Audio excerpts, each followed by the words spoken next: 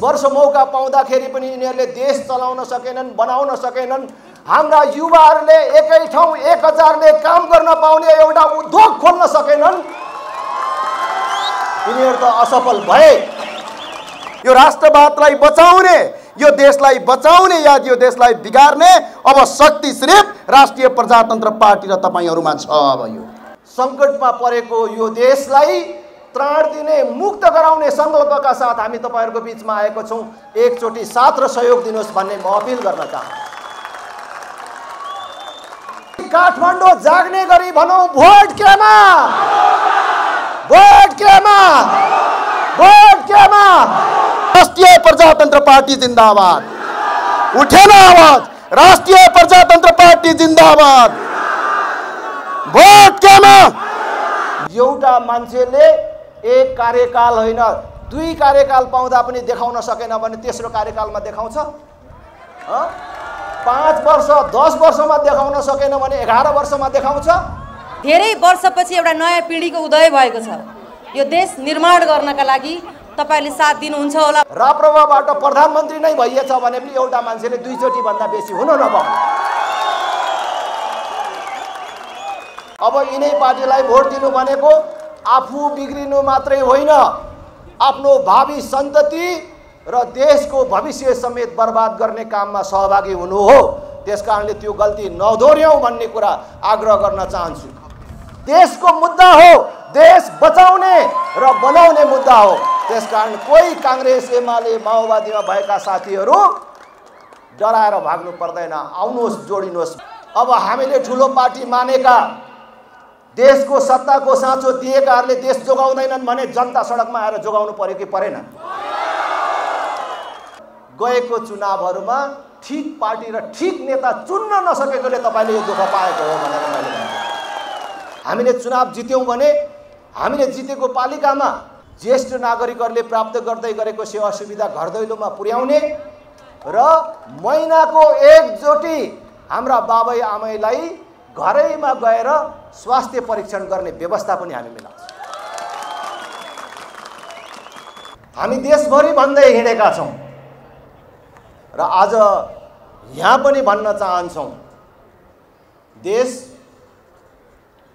हाम्रो सामान्य आँखाले देखे जस्तो सामान्य अवस्थामा छैन। हामीले सामान्य आँखाले हेर्यौं भने देश ठिकै चलेको जस्तो देखिन्छ। कहीं गोला बारुद चलेको छैन, बन्द हडताल नारा जुलुसहरू छैनन्, ठिकै त चलेको छ नि भन्ने जस्तो देखिन्छ। तर फेरि पनि भन्छु, हाम्रो सामान्य आँखाले देखे जस्तो देशको अवस्था छैन। देश इतिहासकै एउटा कठिन क्षणबाट अगाडि बढिराखेको छ। हामीले त्यसलाई ठीक ढंगले अनुभूत गर्न सकेनौं र ठीक ढंगले हामीले निर्णय लिन सकेनौं भने देशले असफल राष्ट्रको नियति बिहोर्न पर्न सक्ने अवस्थाहरू देखिन थालेका छन्। त्यसको बारेमा पूर्ववक्ता नेताहरूले पनि धेरै कुराहरू भनिसक्नु भएको छ। आज हामीले देशमा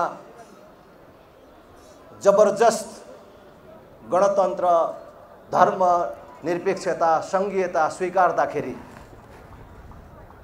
हामीलाई के भनिएको थियो र आज देशको अवस्था के छ? आज यो गणतन्त्र, धर्मनिरपेक्षता, संघीयता आएको यो 15-17 वर्षको समयको कुरा मात्र होइन। 2046 सालको राजनीतिक परिवर्तनपछि निरन्तर रूपमा यो देश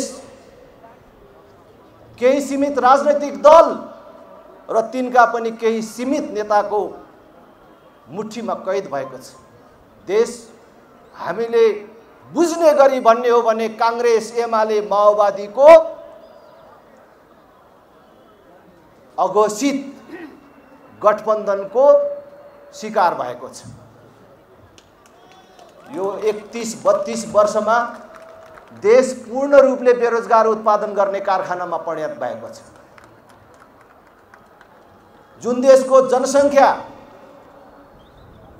3 करोड पुगेको छ भन्न पनि अहिले तथ्याङ्क विभाग स्वीकार गरिराखेको छैन। अस्ति प्रारम्भिक प्रतिवेदनमा कति बन्यो?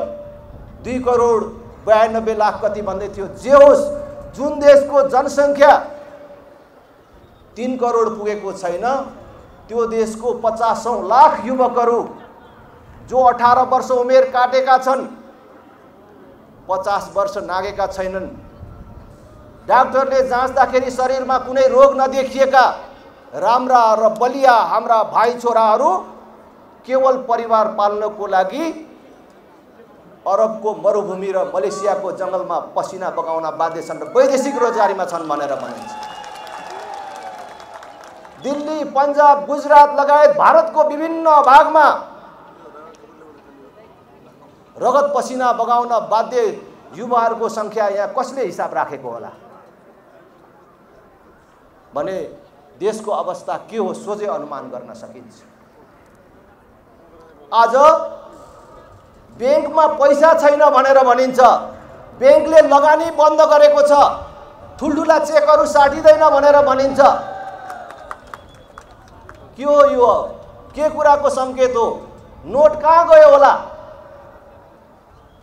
नोट ब्याङ्कमा नहुनुको अर्थ कहाँ गयो होला? मान्छेहरू भन्छन्, जान्नेहरू भन्छन्, नोट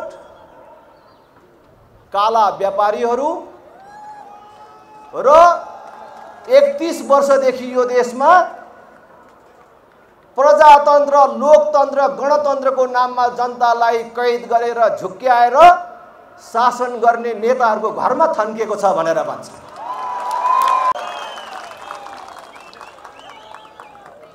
नत्र भए कहाँ गयो नोट र ब्याङ्कमा छैन? किन ब्याङ्कले लगानी गर्न सक्दैन? आज यो सामान्य स्थिति होइन। अहिले विकास निर्माणका सारा योजनाहरू रोकिएका छन्। काम भइसकेका ठाउँमा भुक्तानी रोकिएको छ। के भइराखेको छ? राष्ट्र ब्याङ्कले गुहार्दैछ गैर आवासीय नेपालीहरूलाई खाता खोलिदिनु पर्यो, पैसा जम्मा गरिदिनु पर्यो भनेर। आज डलर सकिँदै गयो, विदेशी मुद्रा सकिँदै गयो, कतैबाट आउन छोड्यो, भएको खर्च भएर सकिन लाग्यो। अब यही अवस्था हो भने अब धेरै समय धान्न सक्दैन भनेर सरकार भनिराखेको छ। तर त्यो सरकार अहिले पनि जनताका अत्यावश्यकीय वस्तुहरू मात्रै खरिद गर्ने अथवा भित्र्याउने, आयात गर्ने भन्नेमा लाग्नुको बदला सुपारी जस्तो तस्करीको लागि प्रयोग गर्ने वस्तुहरू आयातको लागि छुट दिइराखेको छ र सुविधा दिइराखेको छ। अहिले अन्तिम क्षणमा पनि देश लुट्नको लागि यो सरकार आफ्नो निर्णयहरू त्यही ढङ्गले अगाडि लगिराखेको छ। त्यसकारण म फेरि पनि भन्छु, देशको अवस्था सामान्य छैन। अब कांग्रेस, एमाले, माओवादी मात्रै असफल भएनन्, यिनीहरू त असफल भइसके। 31 वर्ष मौका पाउँदाखेरि पनि यिनीहरूले देश चलाउन सकेनन्, बनाउन सकेनन्। हाम्रा युवाहरूले एकै ठाउँ 1000ले काम गर्न पाउने एउटा उद्योग खोल्न सकेनन्। यिनीहरू त असफल भए। यिनीहरू असफल हुँदाखेरि हामीलाई कुनै पीर चिन्ताको विषय होइन, हुँदा हामीलाई कुनै दुःखको विषय छैन। तर देश असफल बनाउन लागे, देश असफल बाटोमा गयो, त्यो हाम्रो चिन्ताको विषय हो। त्यसैले राष्ट्रिय प्रजातन्त्र पार्टीले गएको महाधिवेशनमा कांग्रेस, एमाले, माओवादी असफल भए पनि राष्ट्रिय प्रजातन्त्र पार्टीलाई असफल हुने छुट र सुविधा छैन। राष्ट्रिय प्रजातन्त्र पार्टीले यो जिम्मेवारी लिनुपर्छ भनेर हामीले नेतृत्व परिवर्तन गरेर नवीन राप्रपा बनाएर तपाईहरुको बीचमा हामी आएका छौं। हाम्रा अग्रजहरुको आशीर्वाद, तपाई जनता जनार्दनको साथबाट सङ्कटमा परेको यो देशलाई त्राण दिने मुक्त गराउने सङ्कल्पका साथ हामी तपाईहरुको बीचमा आएको छौं। एकचोटी साथ र सहयोग दिनुहोस् भन्ने म अपिल गर्न चाहन्छु। आज देशको सबभन्दा ठुलो शत्रु भ्रष्टाचार हो। भ्रष्टाचार कति व्याप्त छ त्यो मैले भनिराख्नु पर्दैन। आज देशमा कुनै उद्योगीले उद्योग खोल्न खोज्यो भने तपाईले राम्रो काम गर्न लाग्नु भएछ। तपाईको काम आजै हुन्छ र तपाईलाई कहाँ असुविधा हुन्छ हामी सहयोग गर्छौं भन्नुको बदला कसैले उद्योग खोल्न खोज्यो भने इठुला भन्ने पार्टीका नेताहरू र तिनका कार्यकर्ताहरू गाउँघरमा के गर्छन् र माथि सरकारमा बस्नेहरू के गर्छन् तपाईहरुलाई थाहा छ। हरेकलाई त्यो उद्योगमा अंश चाहिन्छ, शेयर चाहिन्छ। कसैले त्यो सबै गरेर खोल्यो भने पनि सबैले त्यहाँ युनियन खोलेर सबैले दुःख दिएर त्यो उद्योग बन्द गराएरै छोड्छन्। आज कोही उद्योगहरू सरकारी उद्योगहरू निर्णय गरेर बेचेर खाए, कुनै उद्योगीले मेहनत गरेर आँट गरेर खोलेको थियो भने पनि त्यसलाई निचोरेर बन्द गर्न लगाए। देशको अवस्था यस्तो छ। आज यो देशमा कुनै करदाताले कर तिर्नको लागि पनि घुस खुवाउनु पर्ने अवस्था छ भनेपछि देशको अवस्था के छ? अनि यो सामान्य अवस्था हो? एउटा आमाले छोरा जन्माएर बल्ल छोरा हुर्कियो भनेको भोलिपल्ट आफ्नो काख रित्तो पारेर परिवार पाल्नको लागि छोरालाई अरबियनको नोकर हुन पठाउनु पर्ने बाध्यकारी स्थिति छ। देशभित्र गरी खाने स्थिति छैन। हाम्रो एउटा बहिनीले छोरीले बिहे गरेको भोलिपल्ट आफ्नो श्रीमानलाई पतिलाई परिवार चलाउनको लागि राम्रो चिनाजाना पनि नहुँदैखेरि हात हल्लाएर बिदा गर्नुपर्ने नियति देशले कति वर्ष अब बिहोर्नु पर्ने? दिनको 1500 भन्दा बेसी हाम्रो भाइ छोराहरू देश छोडेर जान बाध्य छन्। अनि झन्डै आधा दर्जनको संख्यामा एउटा सपना बोकेर गएका ती युवाहरू काठको बाकसमा प्याक भएर फर्केर आइराखेका छन्। सारा युवाहरूलाई विदेशीको नोकर हुन पठाउने अनि देश चलाएको छु भन्नेहरूलाई कहिलेसम्म साथ दिने?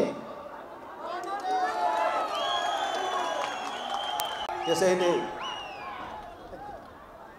आमा बुबा दिदीबहिनी दाजुभाइहरू, हामीलाई अब समय छैन, हामीलाई पर्खने समय छैन।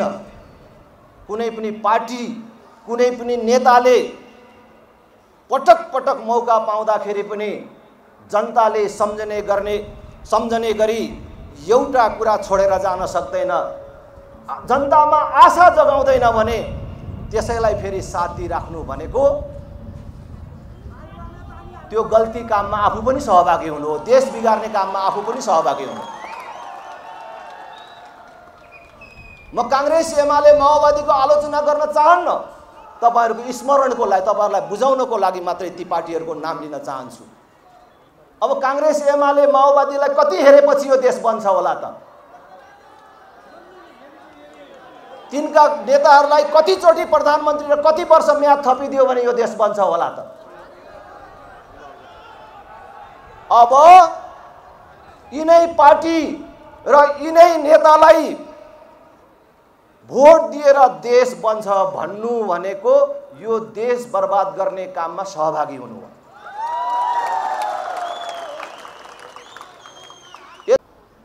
अब फेरि देखाउँछन् कि भन्ने भूल गर्नु हुँदैन। हाम्रो पार्टीमा त हामीले संकल्प गरेको छौं। हाम्रो पार्टीको अध्यक्षको हैसियतले म तपाईहरुको अगाडि प्रतिबद्धता व्यक्त गर्न चाहन्छु। एउटा मान्छेले एक कार्यकाल होइन 2 कार्यकाल पाउँदा पनि देखाउन सकेन भने तेस्रो कार्यकालमा देखाउँछ?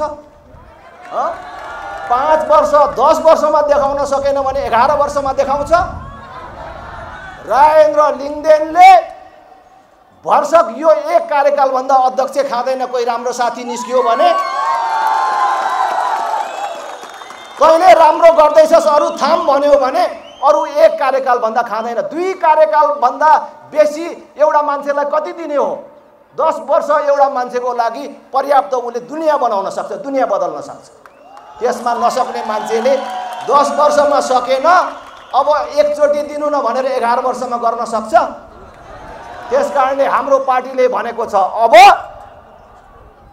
अरूलाई दोष दिने मात्रै होइन, परिवर्तन आफ्नैबाट सुरु गर्ने भनेर अब हाम्रो पार्टीमा हामी चाहिँ टुङ्गो लगाएर आएका छौँ। पार्टी अध्यक्ष पनि एउटा मान्छेले 2 चोटि भन्दा हुन नपाउने, राप्रपाबाट प्रधानमन्त्री नै भइएछ भने पनि एउटा मान्छेले 2 चोटि भन्दा बेसी हुन नपाउने।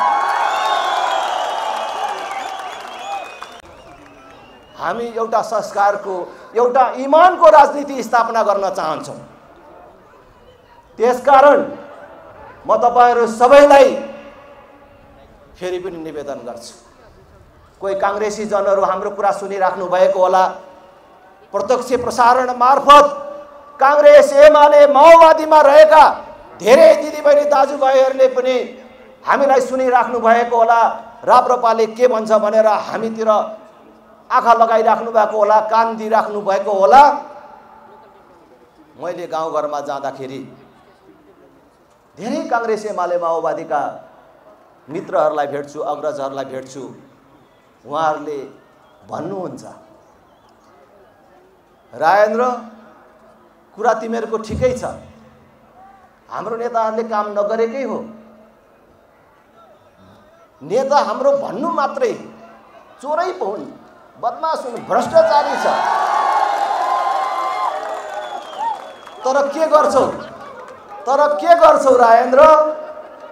हाम्रो बाजेको पार्टी हो, बाउको पालादेखिको पार्टी हो, विद्यार्थीदेखि लागेको पार्टी। हेर यत्रो लेबी तिरियो, पुलिसको कुटाई खाइयो, यत्रो जेल बसियो, के गर्ने? भोट दिने बेलामा आफ्नो चिन्ह भन्दा अर्कोतिर हात जाँदैन भनेर भन्नुहुन्छ। यो व्यथा पहिले मेरो कुरा सुनिराखेका कांग्रेस एमाले माओवादीका साथीहरूमा पनि होला। म भन्छु, अब हामीलाई समय छैन। मैले भन्दैछु, अब हामीलाई समय छैन। हामीले यही यथास्थितिलाई निरन्तरता दिइराख्यौं भने अब अरूलाई मात्रै दोष दिएर हुँदैन। यो देश बिगार्ने काममा हामी पनि सहभागी भएको ठहरिन्छ। अब यिनै पार्टीलाई भोट दिनु भनेको आफू बिग्रिनु मात्रै होइन, आफ्नो भावी सन्तति र देशको भविष्य समेत बर्बाद गर्ने काममा सहभागी हुनु हो। त्यसकारणले त्यो गल्ती नदोर्याउँ भन्ने कुरा आग्रह गर्न चाहन्छु।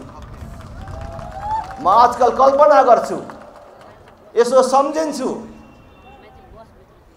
राप्रपाका साथीहरू थोरै भए पनि आजकल कति आनन्द साथ सुत्नुहुन्छ होला। आहा, मैले सम्झिन्छु, किनभने 65-63 को राजनीतिक परिवर्तनपछि जुन बेला हामीले यो देशमा राजा चाहिन्छ, हिन्दू राष्ट्र चाहिन्छ, यो 3 तहको सरकार चाहिँदैन भनेर भन्दाखेरि हाम्रो जिब्रो थुतिन सक्ने अवस्था थियो। हामी सामाजिक रूपमा बहिष्कृत भएका थियौँ।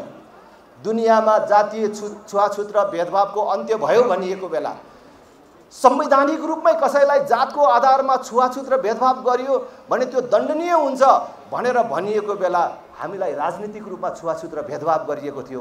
हाम्रो साथीहरूले गाउँमा बहिष्करणको शिकार बन्नु परेको थियो, बिहे बटुलो जन्ती मलामीमा वञ्चित हुनु परेको थियो। त्यति कष्ट सहेर जोगाएको विचार आज भोट नदिए पनि कांग्रेस एमाले माओवादीका मानिसहरूले पनि त्यही ठिक थिएछ, राजा त चाहिने नै रहेछ, हिन्दू राष्ट्र चाहिने नै रहेछ भनेर भन्न थालेको देख्दाखेरि हाम्रो साथीहरूलाई कति आनन्द आइराखेको होला कि हामी ठिक बाटोमा हिँडेको रहेछौँ, देश बचाउने र बनाउने विचार लिएर हिँडेका रहेछौँ भनेर आनन्दले कसरी सुत्छन् होला भन्ने मलाई लाग्छ। भने अर्कातर्फ कांग्रेस एमाले माओवादीमा भएका, देश ठग्ने काममा सहभागी नभएका, कांग्रेस एमाले माओवादीमा भए पनि देशलाई माया गर्ने, देश बनेको देख्न चाहने मान्छेहरूलाई रातमा कस्तो ऐठन हुन्छ होला जस्तो लाग्छ। किनभने मानिसले दिउँसो आम मानिसको बीचमा आत्मालोचना गर्ने मौका पाउँदैन, आफ्नो बारेमा समीक्षा गर्ने मौका पाउँदैन। तर जब मध्यरात हुन्छ र बिउजन्छ मान्छे, त्यसबेला उसले आफ्नो बारेमा समीक्षा गर्छ, आत्मालोचना गर्छ। म पनि कहिलेकाहीँ राति छटपटाउँछु जब दिनमा कोही साथीसँग कुनै कुरामा चित्त नबुझेर झर्कन्छु, फ्याट्टै रिसाउँछु, त्यसबेला मलाई थाहा हुँदैन। तर जब मध्यरात हुन्छ र बिउजन्छु कि मलाई मनमा लाग्छ, आहा म किन रिसाएको होला, म नरिसाएको भए पनि त हुन्थ्यो नि भन्ने जस्तो मलाई लाग्छ र रातभरि निन्द्रा लाग्दैन। मैले त्यत्रो मान्छेको अगाडि उसको मन दुखाएँ भन्ने कुराले मलाई पिर्छ। त्यस्तै गरेर आज काङ्ग्रेस एमाले ठिक गरेको छैनन्, माओवादीले ठिक गरेको छैन भन्ने थाहा पाइकन त्यो पार्टी र त्यो पार्टीको नेतालाई भोट दिएकोमा त त्यस्तो साथीहरूलाई रातभरि कति पिर हुन्छ होला, कति छटपटी हुन्छ होला, कति ऐठन हुन्छ होला भन्ने मलाई लाग्छ। त्यसकारण अब यो धेरै ऐठन नबोकौँ, यो धेरै पिर नबोकौँ, यसले बिमार ल्याउँछ। हर रात यसरी छटपटाउन थालियो भने आफ्नो क्षति हुन्छ। त्यसकारण राष्ट्रिय प्रजातन्त्र पार्टीले उखती लिएर आएको छ, औषधि लिएर आएको छ। अब एकचोटि राष्ट्रिय प्रजातन्त्र पार्टीमा जोड्यौँ, राष्ट्रिय प्रजातन्त्र पार्टीलाई मद्दत गरौँ। राष्ट्रिय प्रजातन्त्र पार्टीले अहिले लिएर आएको कुरा एउटा पार्टीको कुरा मात्रै होइन, हामी सबैभन्दा माथि देश छ, देशभन्दा माथि अर्को केही कुरा पनि छैन। र राष्ट्रिय प्रजातन्त्र पार्टीले अहिले लिएर आएको मुद्दा भनेको देशको मुद्दा हो, देश बचाउने र बनाउने मुद्दा हो। त्यसकारण कोही काङ्ग्रेस एमाले माओवादीमा भएका साथीहरू डराएर भाग्नु पर्दैन, आउनुहोस् जोडिनुहोस् भन्ने कुरा म अपिल गर्न चाहन्छु। र बाँकी समय यो देश बचाउने र बनाउने अभियानमा सक्रिय सहभागी हौँ भन्ने म आग्रह गर्न चाहन्छु र अझै बुझ्ने भाषामा भन्न चाहन्छु, जो मैले अहिले दिनमा दर्जनौं पटक भन्दै आएको छु र आज पनि चाहिँ म यहाँ भन्न चाहन्छु कि अहिले पनि फेरि पनि यिनै विद्यमान पार्टीहरूलाई, अहिले नै नेतृत्व गरिराखेका पार्टीहरूलाई भोट दिएर यो देश बन्छ भन्नु साँडेको टाङमुनि बाल्टी थापेर दुधको आशा गर्नु जस्तो। साँडेको टाङमुनि बाल्टी थापेर दुध आउँछ? आउँछ? सिर्कना हाने पनि आउँदैन, सुमसुमे आए पनि आउँदैन। यसलाई त खाना पो पुगेन कि भनेर दाना थपिदिए पनि आउँदैन। कि साँडेको धर्मै दुध दिनु होइन, किन आउँछ, किन दिन्छ? उसलाई दुःख मात्रै हुन्छ, त्यो आउँदैन। त्यो बाल्टी थाप्नेलाई पनि दुःख हुन्छ, साँडेलाई पनि दुःख हुन्छ। आज यो पार्टीहरू त्यस्तै बाँझो भइसके। फेरि पनि भन्छु, ल यिनीहरूलाई कति वर्ष थपिदियो भने चाहिँ यिनीहरूले बनाउँछन् होला त देश, ल भन्नु न त। अब जनता जागेन र जनताले विकल्प खोजेन र राप्रपाको यो विकल्पलाई साथ दिएन भने देश श्रीलङ्का बन्न सक्छ, युक्रेन बन्न सक्छ। तपाईहरुले सुन्नु भएको छ?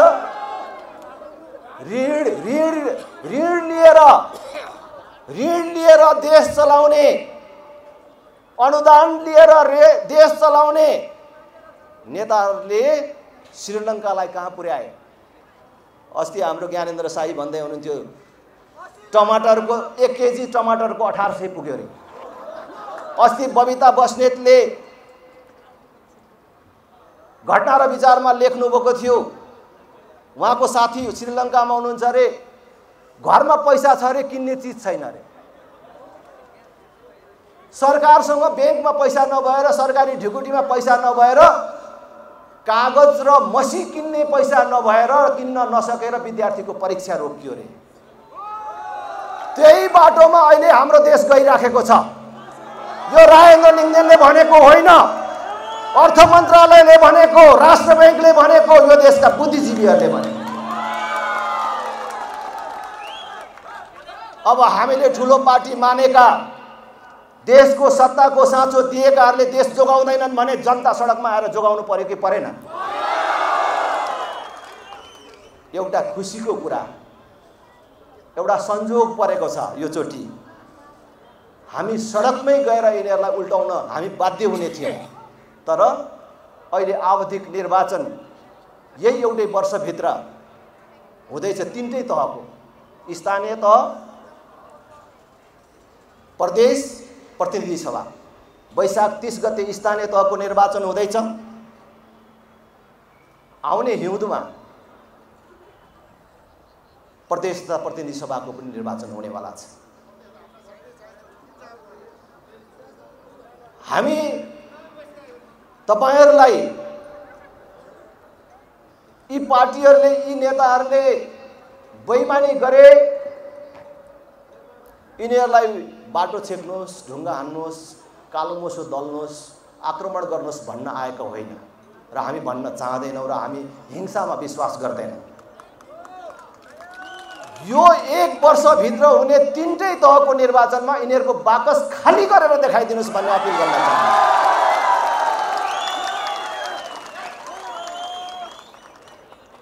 जनता यो कुनै पार्टीको गोठको गाईबस्तु होइन।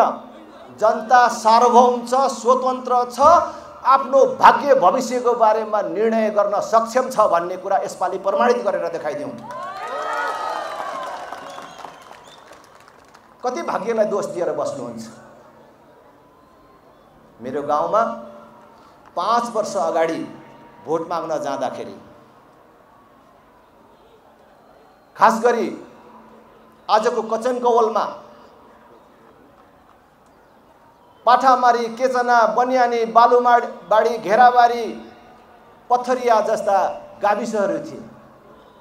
त्यो ठाउँमा भोट माग्न जाँदा, भेटघाट गर्न जाँदाखेरि त्यहाँका मतदाताहरू भन्नुहुन्थ्यो, आकाशमा जब पानी पर्ने सङ्केतहरू देखिन्थ्यो, बादल मडारिन थाल्थ्यो, हेर्न राजेन्द्र, अब मजाले पानी पर्यो मात्रै भने पनि यहाँ त एम्बुलेन्स पनि चल्न सक्दैन। हाम्रो कोही दिदी बहिनीलाई सुत्केरी व्यथाले चेप्यो र कसैलाई सर्पले टोक्यो भने अस्पतालको मुख देख्न नपाएर मर्नुपर्छ। पूर्व जन्ममा के पाप गरिएछ र यो ठाउँमा आएर बसिएछ हरे भनेर भन्नुहुन्थ्यो। अनि मैले के भन्थेँ उहाँहरूलाई, पूर्व जन्ममा कुनै पाप गरेर, पूर्व जन्ममा कुनै गल्ती गरेर श्राप पाएर तपाईले यो दुःख पाएको होइन। गएको चुनावहरूमा ठीक पार्टी र ठीक नेता चुन्न नसकेकोले तपाईले यो दुःख पाएको हो भनेर मैले भने।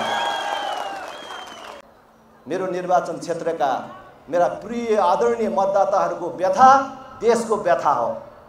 तपाई काठमाडौँमै बस्ने मानिसहरूलाई, यो उपत्यकावासीका पनि अनेक कथाहरू होलान्। को मान्छे आज खुसी छ? को मान्छे खुसी छ? व्यापारी खुसी छ? कर्मचारी खुसी छ? मजदुर खुसी छ? ट्याक्सी ड्राइभर खुसी छ? किसान खुसी छ? घर बाल लगाएर खाने मान्छे खुसी छ? को मान्छे खुसी छ?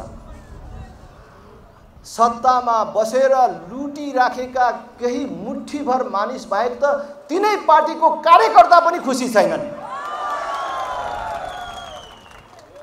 त्यसकारण तपाईहरु सबलाई लाग्छ होला नि, आज काठमाडौँमा बसे भन्नु मात्रै छ। विश्लेषकहरू भन्छन् काठमाडौँ त अहिले कुनै आणविक भट्टी माथि बसिराखेको अवस्थामा छ, यो कुनै पनि बेला विस्फोटन हुन सक्छ भनेर भन्छ मान्छे, कुनै पनि बेला बर्बाद हुन सक्छ भनेर भन्छ, सबतिरबाट यो खतरामा छ भनेर भन्छ। भनेपछि तपाईहरु पनि भाग्यलाई दोष दिनुहुन्छ होला। किन नेपालमा चाहिँ एउटा राम्रो नेता जन्मेन? किन नेपालमा चाहिँ एउटा राम्रो पार्टी आएन? के हाम्रो भाग्यमै यस्तै लेखेको हो, दुःख पाउन लेखेको हो कि के हो भनेर भन्नुहुन्छ होला।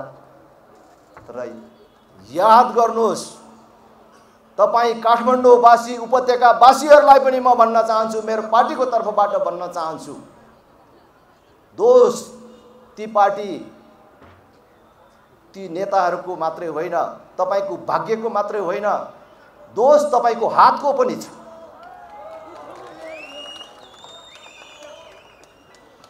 त्यसकारण भाग्यलाई दोष नदिनुस्, देशलाई दोष नदिनुस्। तपाईले विगतमा गरेका गल्ती सच्याउनुहोस्। त्यो सच्याउने मौका राष्ट्रिय प्रजातन्त्र पार्टीले दिएको छ। हामीले भोटमा साह्रै ख्याल गर्यौं, भोटलाई असाध्य सामान्य रूपमा लियौं। मैले गाउँमा भन्दाखेरि गाउँका सर्वसाधारण र युवाहरूलाई भन्थे कि भोट त त्यो गरिबको लागि चाहियो, त्यो सर्वसाधारणको लागि चाहिने हो नेता,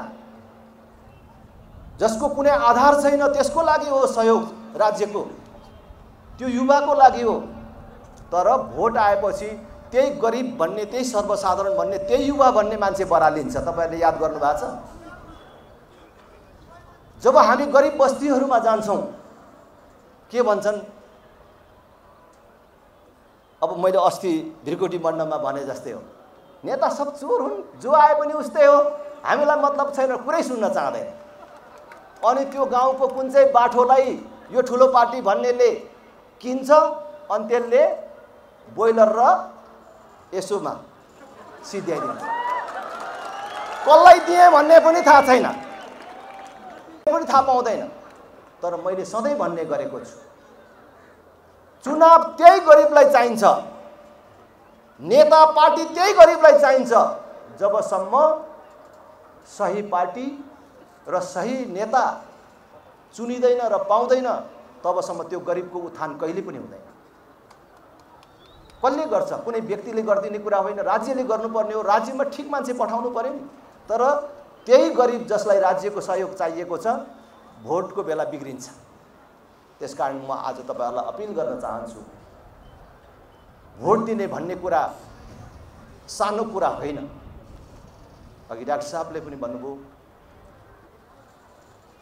भोट दिने भन्ने कुरा त छोरी दिने भन्दा पनि ठुलो कुरा हो।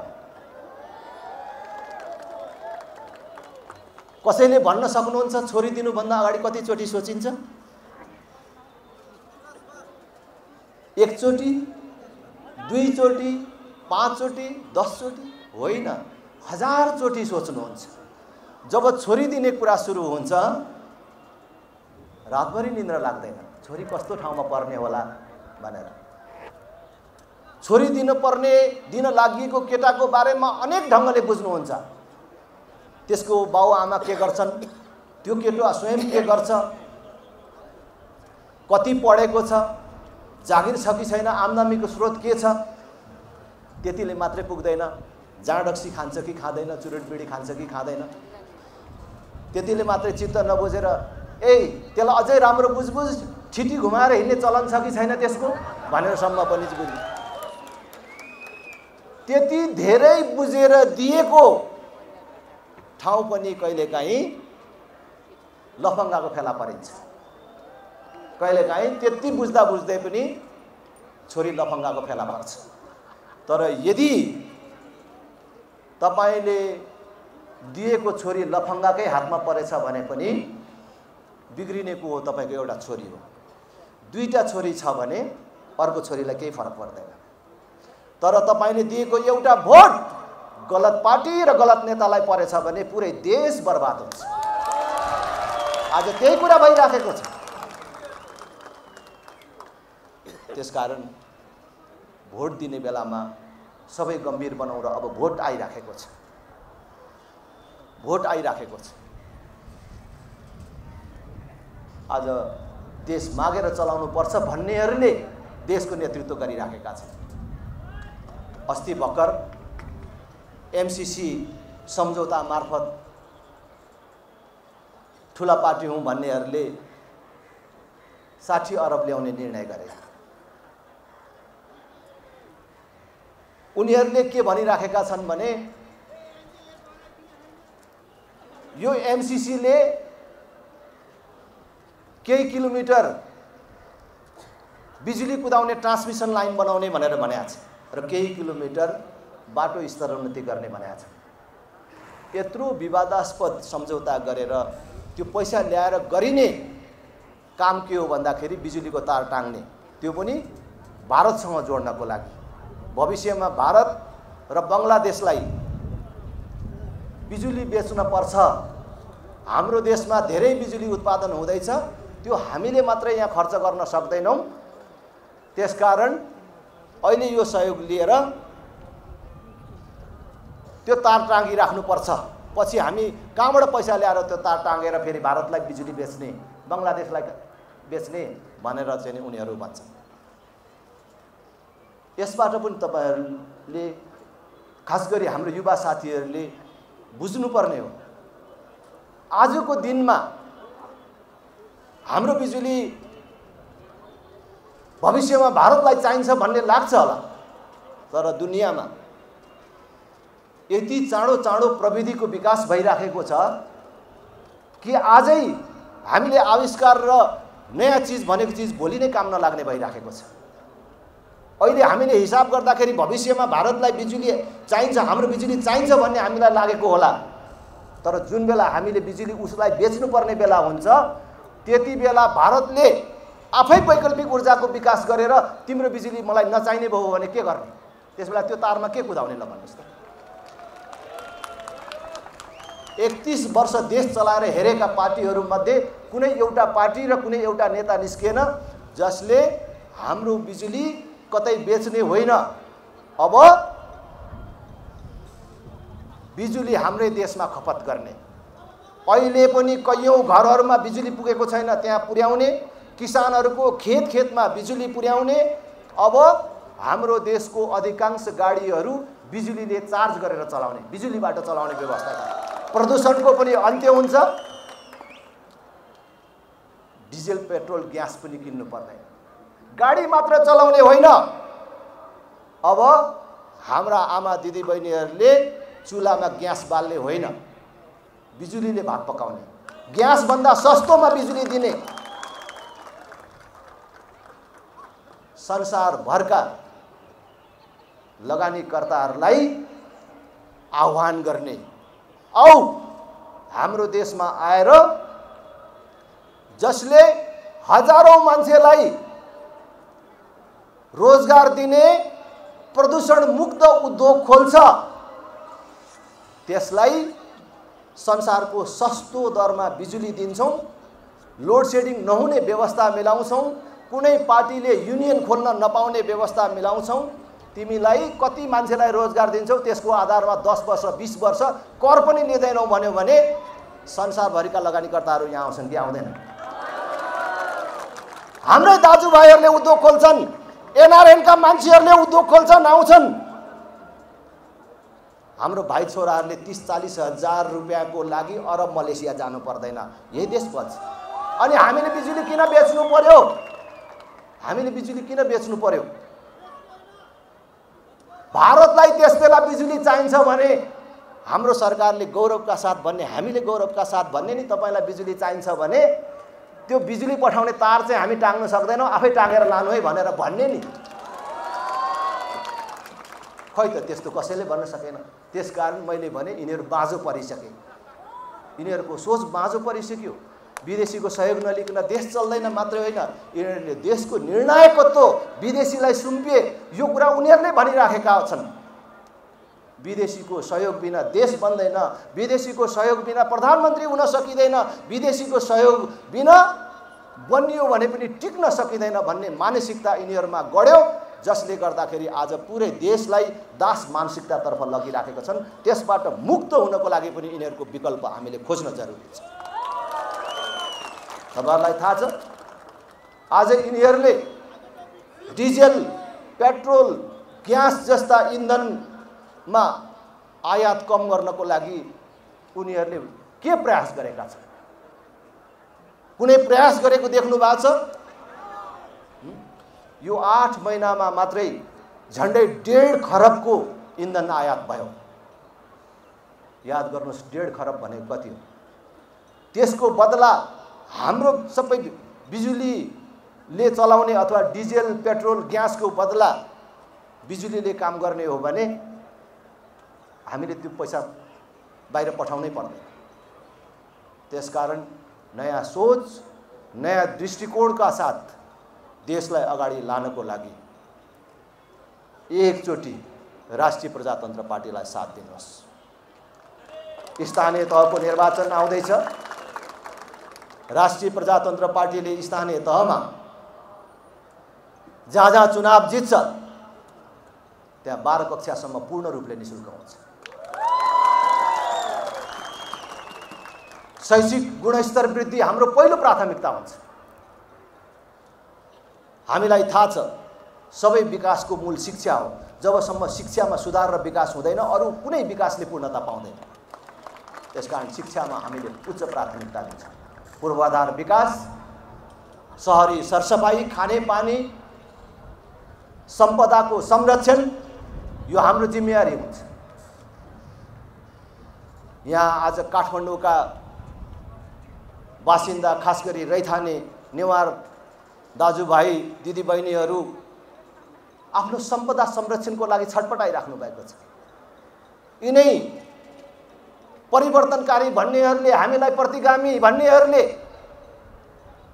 जतिचोटि आफू बलियो भएको जस्तो महसुस गर्छन्, जतिचोटि आफू अब चाहिँ सक्छु कि जस्तो गर्छन्, पटक पटक यहाँको सम्पदामाथि आक्रमण गरेका छन्। कहिले यहाँको जात्रा पर्वको खर्च कटौतीको कुरा अगाडि सारेका छन्, कहिले गुठी विधेयक ल्याएर यहाँको सम्पदा मास्ने प्रयत्न गरेका छन्। यिनीहरू बलियो हुने बित्तिकै, टाउको उठाउने बित्तिकै नेवार समुदायको सम्पदा र संस्कृतिमाथि, हाम्रो वैभवमाथि, हाम्रो गौरवमाथि आक्रमण गर्ने प्रयास गरेका छन्। हामीले चुनाव जित्यौँ भने, हामीले यो देश पायौँ भने हामी तपाईले तपाईको सम्पदा संरक्षणको लागि लड्न पर्दैन। अहिले नेवार दाजुभाइहरू रात दिन जागा भएर काम गरिराख्नु भएको छ। त्यो गर्नु पर्दैन, त्यो सरकारले गर्छ, राज्यले गर्छ। त्यो हाम्रो जिम्मेवारी हो। तपाईको सम्पदा, तपाईको धरोहर नभत्काइकन पनि काठमाडौँको ट्राफिक जाम अन्त्य गर्न सकिन्छ। हामी नयाँ सोच, नयाँ दृष्टिकोणका साथ एउटा प्रयत्न गरिराखेका छौँ। त्यसकारण एकचोटि राष्ट्रिय प्रजातन्त्र पार्टीलाई साथ दिनुहोस्। महिला, बालबालिका, फरक क्षमता भएका नागरिक, ज्येष्ठ नागरिकहरू सबैको सुरक्षा र विकास हाम्रो जिम्मेवारी हुन्छ। हामीले चुनाव जित्यौँ भने हामीले जितेको पालिकामा ज्येष्ठ नागरिकहरूले प्राप्त गर्दै गरेको सेवा सुविधा घर दैलोमा पुर्याउने र महिनाको एकचोटि हाम्रा बाबै आमैलाई घरैमा गएर स्वास्थ्य परीक्षण गर्ने व्यवस्था पनि हामी मिलाउँछौँ।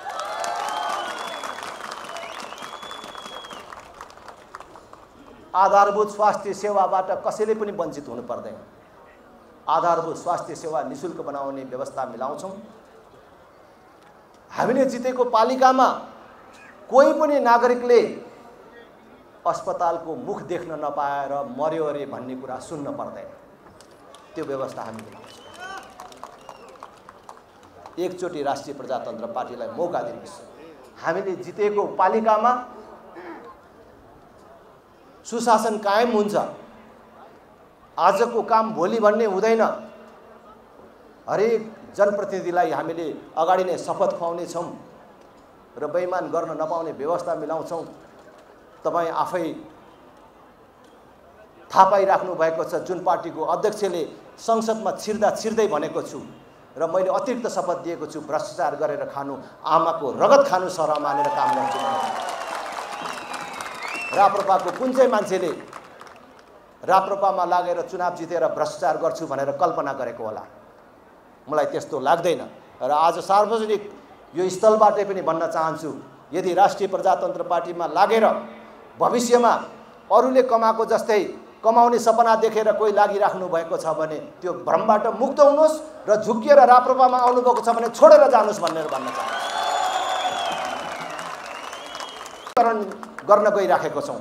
देशलाई ध्रुवीकृत गर्न जरुरी भयो, हामी छुट्टिन जरुरी भयो। भ्रष्टाचार नगर्ने, देशलाई माया गर्नेहरू, आफ्नै जीवनकालमा यो देशमा परिवर्तन र विकास देख्न चाहनेहरू राप्रपातर्फ आउने।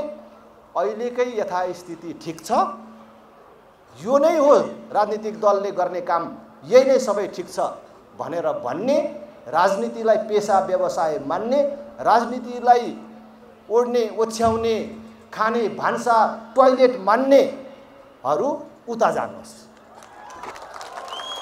अब यो छुट्टिनुपर्छ। हामी एउटा ध्रुवीकरण गरेर जान चाहन्छौँ। त्यसैले तपाईहरू सबैलाई मेरो आग्रह छ, अनुरोध छ, एकचोटि राष्ट्रिय प्रजातन्त्र पार्टीलाई सहयोग गर्नुहोस्। राष्ट्रिय प्रजातन्त्र पार्टीलाई मद्दत गर्नुहोस्। राष्ट्रिय प्रजातन्त्र पार्टीलाई मद्दत गर्ने भनेको कुनै एउटा पार्टीलाई मद्दत गर्ने होइन। फेरि पनि भन्छु, यो देश बचाउने र बनाउने अभियानलाई मद्दत गर्नु र आफूलाई मद्दत गर्नु हो। काङ्ग्रेसमा, एमालेमा, माओवादीमा भएका साथीहरू विभिन्न जिम्मेवारीमा हुनुहुन्छ भने, त्यो जिम्मेवारीले अप्ठ्यारो पारिराखेको छ भने राष्ट्रिय प्रजातन्त्र पार्टी तपाईहरुलाई जिम्मेवारी दिन पनि उदार छ। आउनुहोस्, नअल्झिनुहोस्। आजै हजारौंको संख्यामा अत्यन्तै विशिष्ट व्यक्तित्वहरू, आफै छुट्टै राजनीतिक दल खोलेर बस्नुभएका महानुभावहरू समेत राष्ट्रिय प्रजातन्त्र पार्टीमा समाहित हुनुभएको छ। यो आज देशभरि अभियानको रूपमा चलेको छ। त्यसकारण यो अभियानमा समाहित हुन कोही पनि नछुटौं भन्ने अपिल गर्दै म आफ्नो भनाइ टुङ्ग्याउन चाहन्छु। र त्यो भन्दा अगाडि तपाईहरुसँग एउटा कुरा सोध्छु। यति लामो मैले आफ्नो कुरा भने, एकचोटि तपाईहरुसँग एउटा जवाफ मागेर जान्छु। मागौं? तयार हुनुहुन्छ सबैजना? थाक्नुभयो कि यतातिर? सबैजना तयार हुनुहुन्छ? सोधौं? सोधौं? सोधौं त? अब चुनाव आउँदैछ। भोट केमा?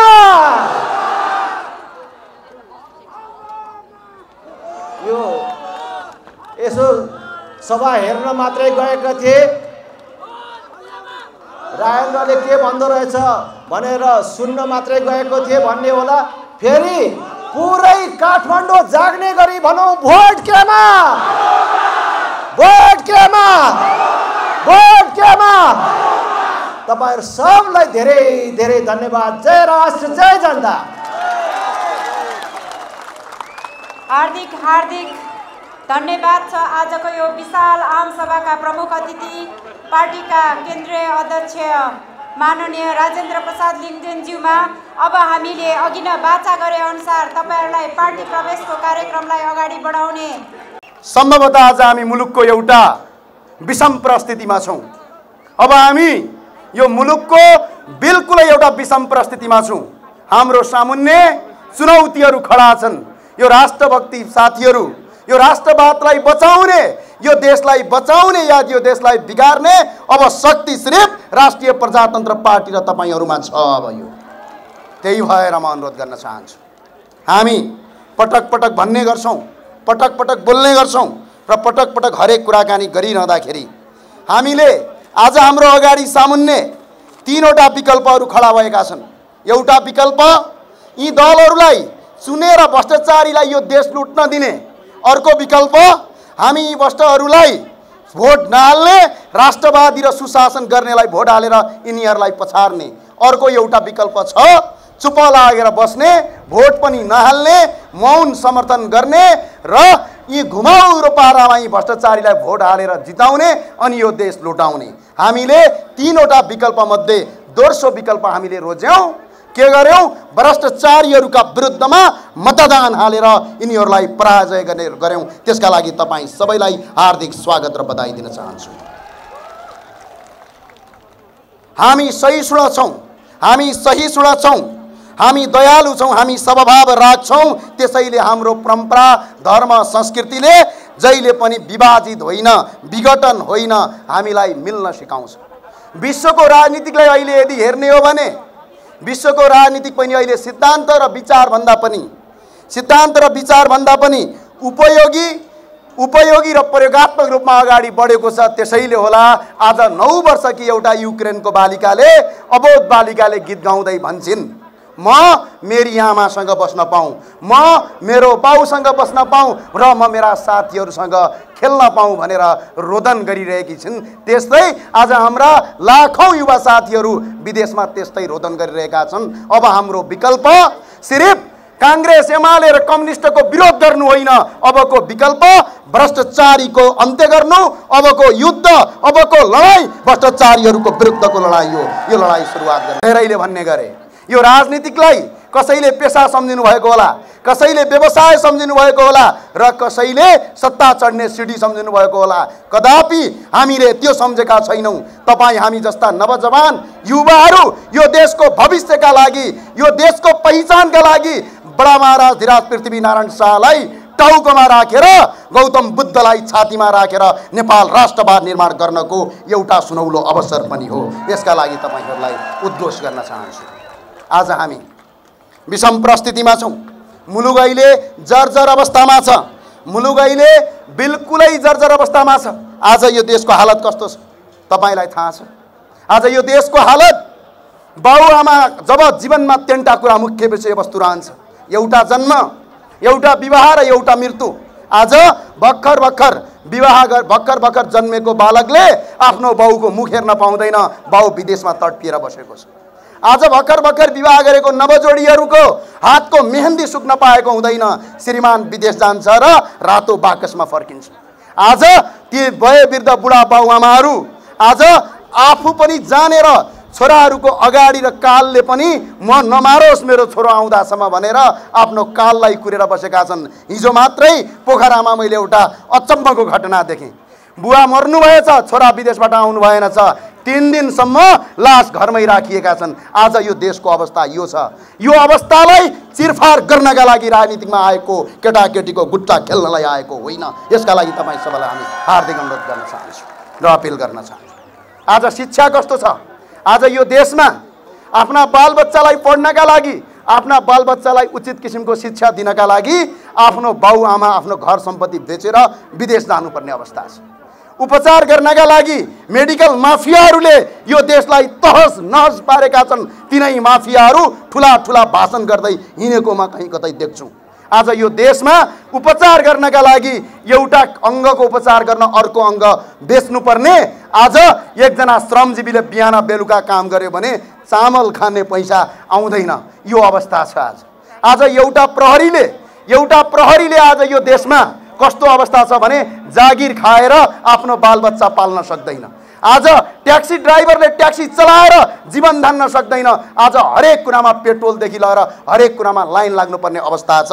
यो अवस्था र यो व्यवस्था दुईटै खारेज गर्नका लागि हामी सडकमा आएको र सदनमा आएको। त्यसका लागि हामी आग्रह गर्न चाहन्छौँ। म छोटोमा सकेँ।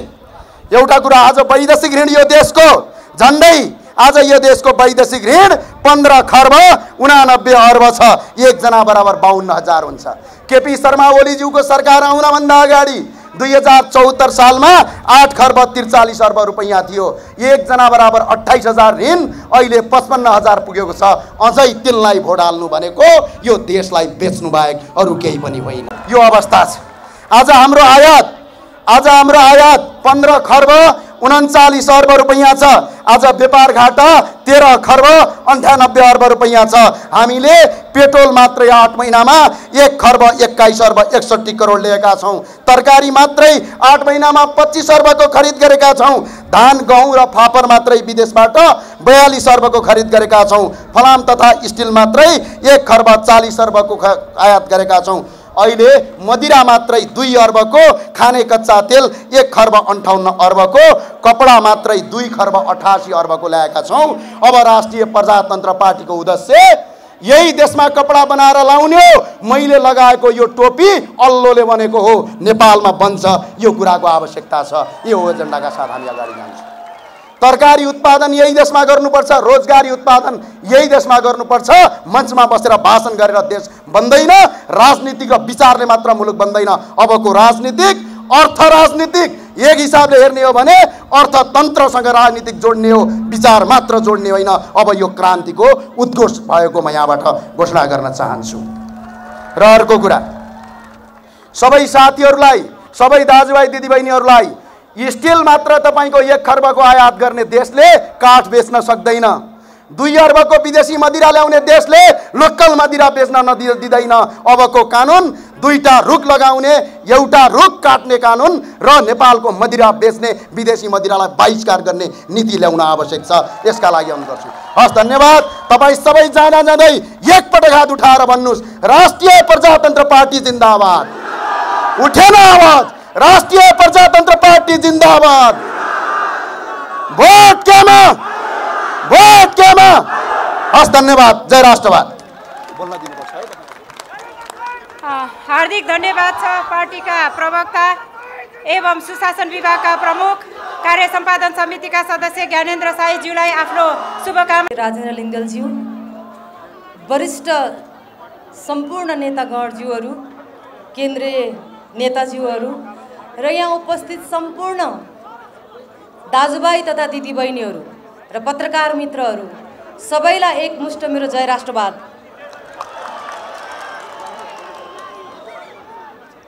केही मानिसहरू नेपाल खराब छ, हाम्रो भाग्य खराब छ भन्छन्, तर हाम्रो देश, हाम्रो भाग्य खराब होइन, हाम्रो रोजाइ खराब भएको हो। हाम्रो रोजाइले आज देश यो अवस्थामा पुगेको छ।